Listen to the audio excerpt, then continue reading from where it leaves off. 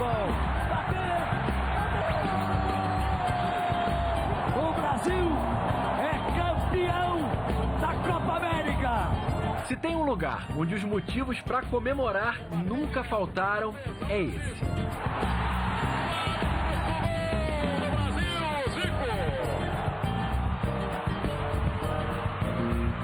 Eu gostaria de pular aquele vão lá e cair lá e torcer pros caras e ficar por lá. Mas nunca pude fazer isso, né? O Zico, pé direito. Mas que a gente sentia o balanço, o pulsar, né, do torcedor.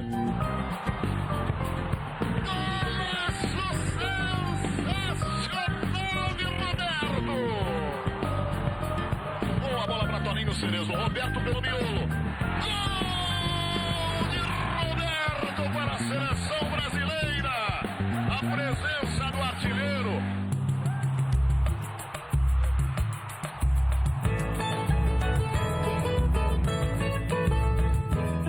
Ganhou o nome de um célebre jornalista, Mário Filho. Um estádio charmoso, um estádio histórico. Mais conhecido pelo apelido da língua tupi, que identifica uma antiga ave da região, Maracanã. É realmente o maior palco de futebol do mundo. O Maraca chega aos 70 anos com arquibancadas vazias, mas o campo não. Depois de 95 dias fechado por causa da pandemia, reabriu para Flamengo e Bangu retomarem o Campeonato Carioca na última quinta. E enquanto ali dentro, jogadores corriam atrás da bola, do lado de fora, a luta era pela vida. No hospital de campanha que foi construído no complexo para o combate ao novo coronavírus. Aos 70 anos, o Maracanã está em plena forma. Moderno, colorido, confortável. Um cenário que foi se transformando ao longo da história. Antes da reforma para a Copa de 2014, ele tinha 2 andares bem definidos para o público e assentos mais simples na arquibancada, onde no passado mais distante havia apenas cimento. O Maracanã nasceu assim, cinzento. Faltavam cores, mas personalidade sempre teve de sobra.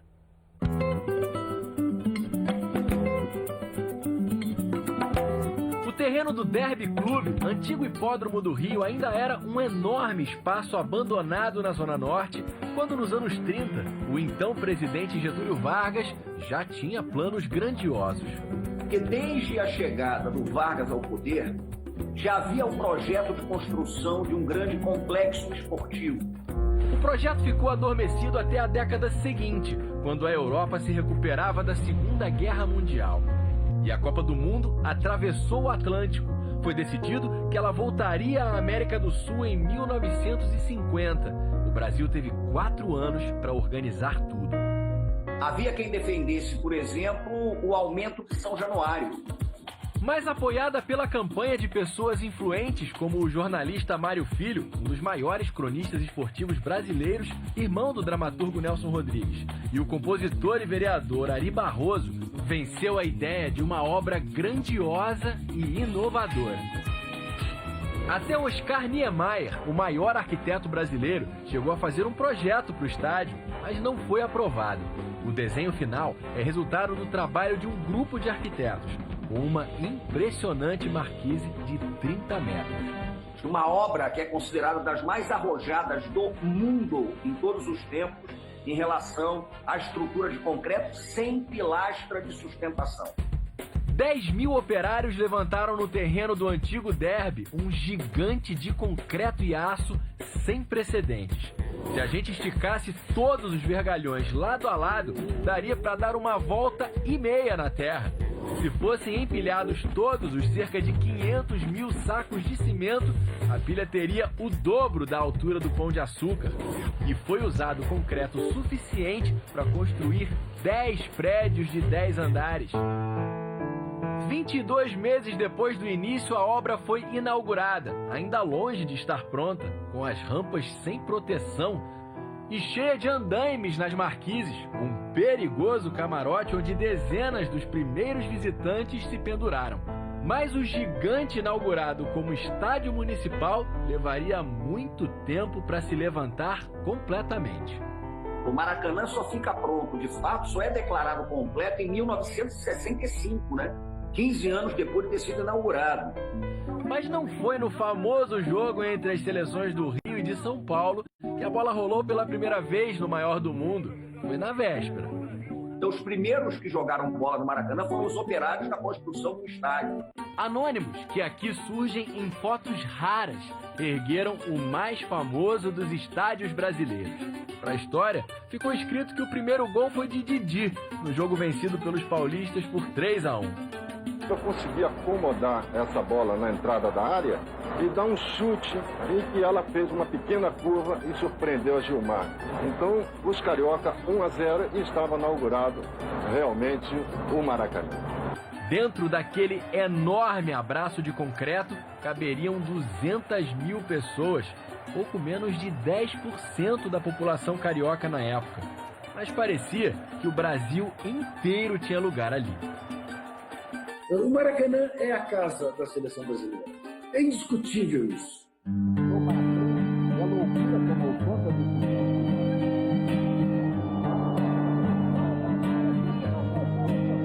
A seleção começou a morar no Maracanã na Copa de 50. Fez 20 gols, levou 4 em 5 jogos.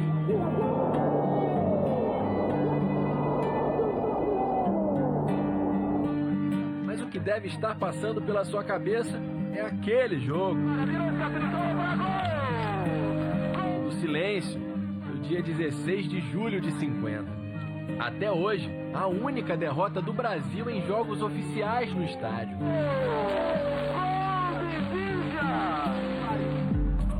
Junto com o Maracanã, cresceu uma rivalidade que acompanharia a seleção nas 7 décadas seguintes, depois do primeiro de 7 encontros com o Uruguai no Maracanã. Um palco, né? Um estádio maravilhoso, fantástico. Momentos maravilhosos eu vivi no Maracanã. E também outros nem tão maravilhosos, como naquele jogo de 76 com uma pancadaria entre brasileiros e uruguaios. E depois que o jogo terminou, o Rivelino mergulhou no túnel, fugindo da briga. Mas nenhum simbolismo poderia ser maior do que os dois rivais se reencontrarem no mesmo estádio, num 16 de julho. Aquilo foi uma motivação a mais, não só para mim, mas para todos. Para disputar outra final 39 anos depois, só que da Copa América. O Brasil quer um título que não conquista desde 1949. O dia do aniversário do Maracanã, a torcida que andava ressabiada, desconfiada da seleção, lotou o Maracanã e viu o 1-0 suado com o gol do Romário. Meti para Mazinho debaixo da perna do cara, Mazinho foi, cruzou, o Romário o pé ficou ali. Lá vem Brasil, outra vez para a direita. Saúde do Mazinho. Bebeto, linda definição. Lá vem Brasil, Romário na área. Olha o cruzamento para Romário.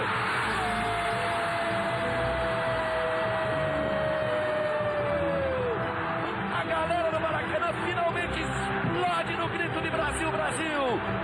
Romário aos 4h20. Ele sai. O gol é seu, Romário. Quando eu tive a oportunidade de entrar no Maracanã e jogar para as pessoas que ali estavam torcendo, tanto contra como a favor, sempre foi uma satisfação muito grande. E para os uruguaios, ter o baixinho pela frente no Maracanã nunca era motivo de satisfação. Aconteceu novamente 4 anos depois, quando o raio caiu outras 2 vezes no mesmo lugar. Enfiou para Romário, posição legal, saiu o goleiro, fez a finta, lá vai Romário, é gol! Brasil! É do Brasil! Brasil!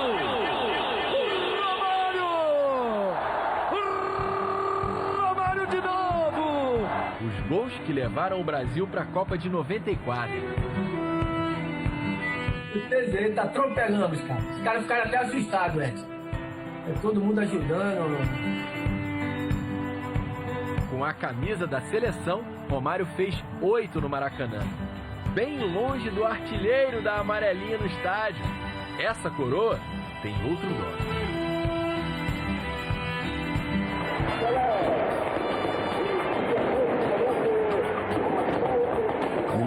muito da Copa de 50 no Maracanã, que meu pai falava muito da Copa de 50, e eu tinha uma curiosidade para conhecer. Não era nem para jogar, nem pensava em jogar, mas para conhecer, por causa do mito da Copa de 50. Foi no Maracanã que Pelé vestiu pela primeira vez a camisa da seleção aos 16 anos e voltou aos 30 para se despedir em 71 contra a Iugoslávia, diante de 138 mil pessoas pedindo para ele ficar. Consegui despedir, deixar saudade, isso que é importante, mas é uma coisa dolorida você deixar parte do seu coração ali. Aplaudido de pé, deu a volta olímpica para agradecer. Você precisa ver para completar essa volta aí.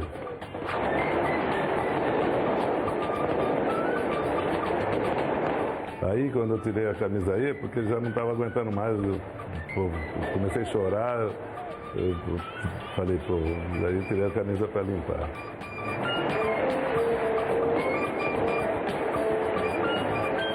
Entre a estreia e a despedida, fez 28 gols pela seleção no Maracanã. E mesmo quando a bola não entrava, conseguia imortalizar um lance. A foto do Alberto Ferreira, da bicicleta do Pelé, aquele jogo foi um 5-0 para o Brasil em cima da Bélgica. E a foto clássica da bicicleta perfeita não foi gol, mas é um grande momento do Brasil no Maracanã. Como outros em que o Rei esteve, a maior goleada do Brasil no Maracanã, 7-0 no Chile com 3 dele. O maior público pagante oficial contra o Paraguai em 69, 183 mil pagantes, mas apenas um gol. Adivinha de quem? Tenho ingresso até hoje, porque entrei empurrado pela massa, sem pôr os pés no chão. Houve lá uma invasão e quebraram as catracas, os portões e tal. Porque não tinha lugar para ninguém. Quando eu fizer 100 anos, eu quero os meus amigos todos lá comigo, que eu vou dar o pontapé inicial. Se eu estiver bem fisicamente, eu vou jogar uns 10 minutos, com 100 anos. Quero todos meus amigos e tem que ser no Maracanã, esses 100 anos. Antes que você pergunte, a gente não esqueceu do 1000º gol. Hoje é só seleção. Isso é assunto do próximo episódio. Pelé pode ser rei, mas não é o único dono do Maraca.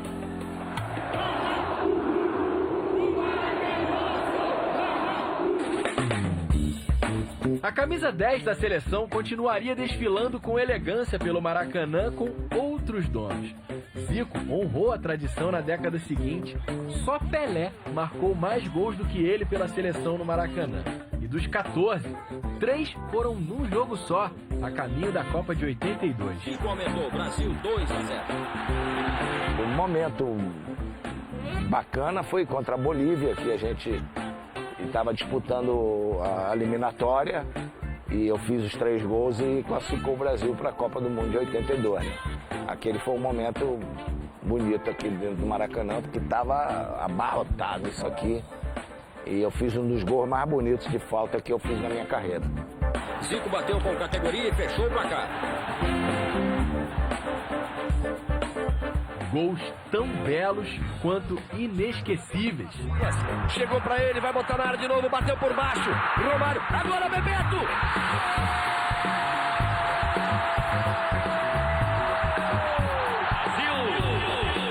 Que nasciam de parcerias geniais, como Romário e Bebeto. Explode o Maracanã!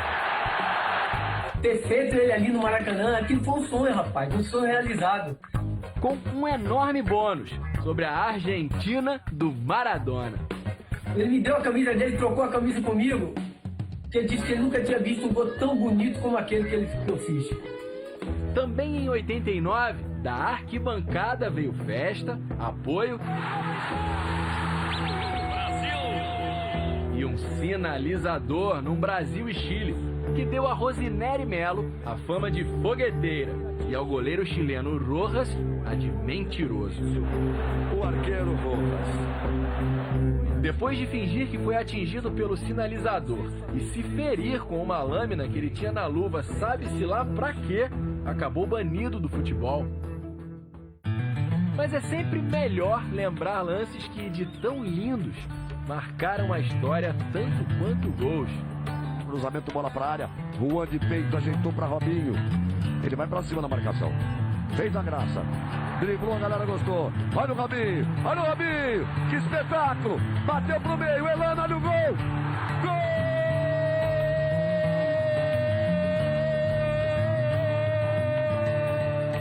E naquele mesmo ano, de 2007, em que o Robinho falou vai pra lá que eu vou pra cá, para um equatoriano, o Maraca também foi delas. Lotado para reverenciar Marta e companhia na final do PAN. Um momento marcante foi no hino, porque a gente conseguiu acompanhar e sentir o torcedor cantando junto com a gente, né? A gente tem o costume de ter os nossos jogos e só ter os familiares, os amigos.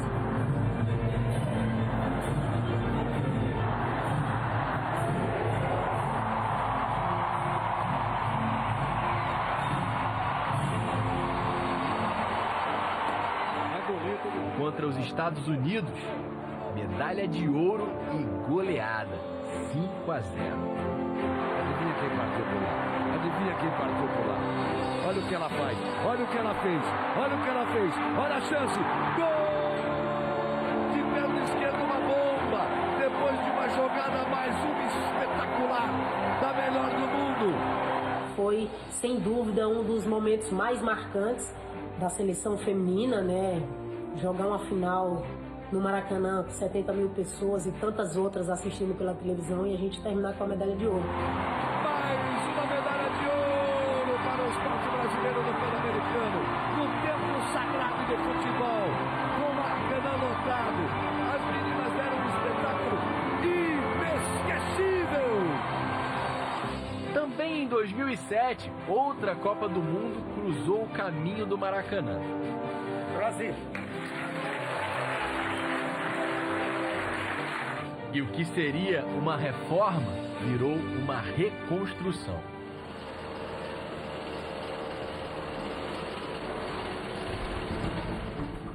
A essa altura, ele já era bem diferente. Já tinha perdido a geral na reforma pro PAN. Tem uma imagem romântica do Maracanã, do Geraldino do Maracanã, que é indelével. Mas para a nova Copa, da fachada para dentro, só restaram as lembranças.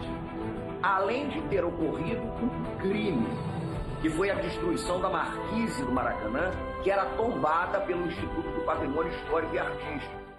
E eu que conheci o velho Maracanã, e de perto, um novo surgir. O palco da final da Copa de 2014 já tá com aquela cara de estádio.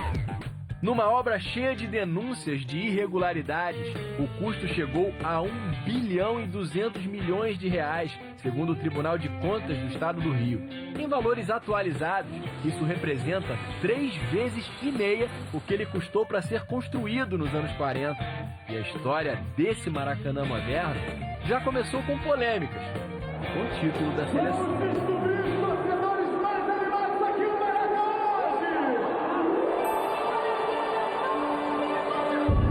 Quando o Maracanã foi reinaugurado, a festa teve a seleção contra a Inglaterra, já com uma relação mais distante com o estádio. Foram 5 anos sem jogar ali, até que o Brasil voltou a disputar uma taça no Maraca, o que não acontecia desde 89, na final da Copa das Confederações, contra a então badalada Espanha. Com a camisa da seleção foi o momento mais importante assim, da minha vida, porque eu jogava no Fluminense, estava na minha casa. O povo do Rio, todas as torcidas assim, sempre me respeitaram muito. A gente teve sempre uma relação de muito respeito. E se uniram num coro que empurrou o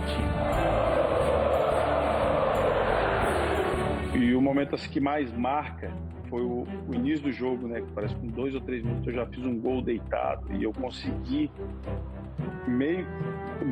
totalmente sem querer, eu parti, pulei a placa de publicidade e fui pra torcida.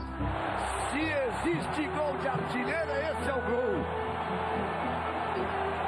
Fred fez 2 na vitória por 3-0. Uma daquelas tardes em que torcida e seleção foram uma coisa só. que mais poderia faltar a um estádio de 2 Copas do Mundo? Olimpíada. E o que faltava à seleção mais vitoriosa do mundo? O ouro olímpico. Em 2016, tudo isso deixou de faltar. Quando a gente chegou na decisão contra a Alemanha no Maracanã, tinha uma expectativa muito grande, por ser um título inédito, por ser exatamente contra a Alemanha. Na final olímpica de 2016 contra a Alemanha, um ex-vizinho do Maracanã estava em campo, Renato Augusto. Saí da arquibancada pro campo, então eu fui nascido e criado do lado do Maracanã, então o Maracanã sempre foi muito especial. Poder conquistar um título com a seleção brasileira, um título inédito, foi realmente muito marcante. Aquela paradinha dele. Deu, partiu, bateu.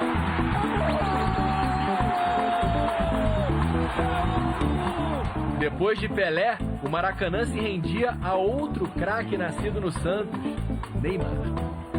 O Maracanã é especial. Especial porque eu conquistei meu primeiro título com a seleção brasileira, a Copa das Confederações. E também eu tenho um marco histórico na minha vida, que é o pênalti mais importante da minha carreira, que foi o título das Olimpíadas. Então, para mim, o Maracanã sempre vai estar no meu coração, na minha memória e na minha vida.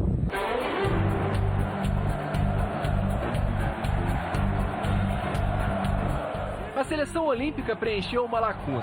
No século XXI, o time principal jogou pouco no Maracanã, só 5 vezes. A saudade durou até 2019.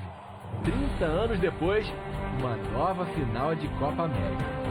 E eu lembro que quando eu entrei assim, me deu aquele arrepio. A atmosfera ali do Maracanã é totalmente diferente. Parece que o povo parece que fica mais alegre. A partir do hino nacional, que ali já dá aquele arrepio, já dá aquela motivação extra para que você entre para querer dar vida de qualquer forma, de retribuir o carinho deles dentro de campo. Era a vez da geração de Everton Cebolinha. Gol! De Gabriel Jesus. Quem sabe a hora agora? Quem sabe a hora agora? Olha o gol! Gabriel Jesus é o nome dele! De Richarlison, que entrou a 15 minutos do fim e se viu com uma grande chance. O Cebolinha sofreu o pênalti, né? E tinha o Daniel Alves dentro de campo, que era o capitão, que era o cara que chamava a responsabilidade. E eu falei pra ele, pô, Daniel, vou bater, eu tô confiante. Vai autorizar o árbitro. Richarlison, pé direito, partiu, bateu, gol! Eu peguei aquela bola ali com a minha força de vontade toda e bati e tive a felicidade de fazer aquele gol. E é do Brasil! E o Thiago Silva, um menino que nasceu na zona oeste do Rio, estava em campo nesse jogo, na final da Copa das Confederações. Sempre tive muita ambição de jogar no Maracanã. E principalmente com a seleção brasileira fica ainda mais especial. Sou muito feliz por ter participado dessas conquistas.